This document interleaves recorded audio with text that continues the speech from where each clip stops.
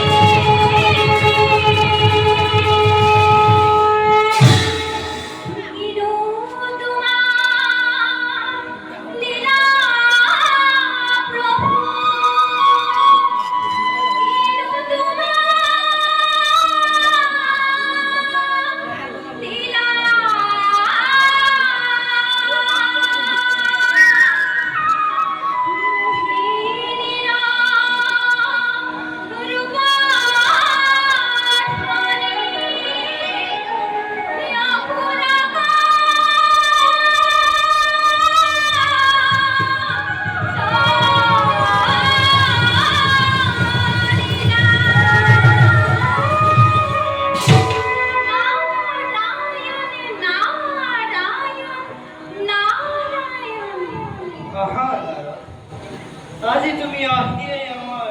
দুঃখকে শশীৰা যি দেখা হৈছে তাকেহে কোৱা হৈছে প্ৰভু দুখ হলে ক্ষমাবন্তজনে নিশ্চয় ক্ষমিব পিছে প্ৰভু যি কৰা হল সেয়া জানো উচিত হল ইয়াত উচিত অনুচিতৰ প্ৰশ্ন নাই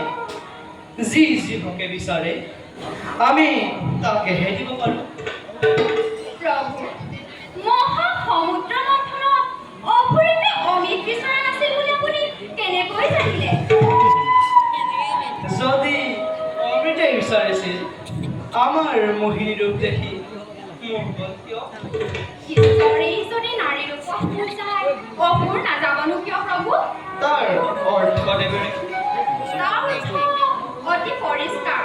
অপূৰক মোহিনী ৰূপ ধাৰণ কৰা পৰিৱৰ্তে অন্য ৰূপো ধৰিব পাৰিলেহেঁতেন আচলতে প্ৰভু আপোনাৰ নিজৰে নাৰীৰ প্ৰতি এটা দুৰ্বলতা আছে আচলতে কথা সেইটো নহয় আৰু আমাৰ উদ্দেশ্য আমি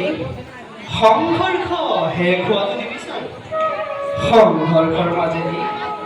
এক নতুন সৃষ্টি হোৱাটোহে আশা কৰোঁ দেৱতা আৰু অসুৰ উভয়ে অমৃত পান কৰা হ'লে সংঘৰ্ষ শেষ হৈ গ'লহেঁতেন এতিয়া অনন্তকাললৈ সংঘৰ্ষ হৈও থাকিব আৰু আমি অনন্তকাললৈ সৃষ্টি কৰিয়েই থাকিব পাৰিম নহ'লে যে ঈশ্বৰৰ ঈশ্বৰত্ব ৰক্ষা নকৰে প্ৰভু আপোনাৰ মোহিনী ৰূপে অপূৰহে থাকিব পাৰিব দেৱতাসকলক কিন্তু স্পৰ্শই কৰিব নোৱাৰিব সেই কথা সঁচা নহয় নাৰদ আমাৰ মোহিনীৰো আমাৰে মায়া শক্তি ঈশ্বৰৰ ময়াৰ পৰা ৰক্ষা পাব পৰা শক্তি জগতত কাৰোৱে দেৱালয়ে মহাদেৱৰ নাইনে প্ৰভু ইচ্ছা কৰিলে তুমি প্ৰমাণ চাব পাৰা তেন্তে সেয়ে হ'ব নাই নাই নালাগে নাৰদ ঈশ্বৰৰ মাজত যুঁজ এখন লগাই তুমি ৰং চাব নালাগে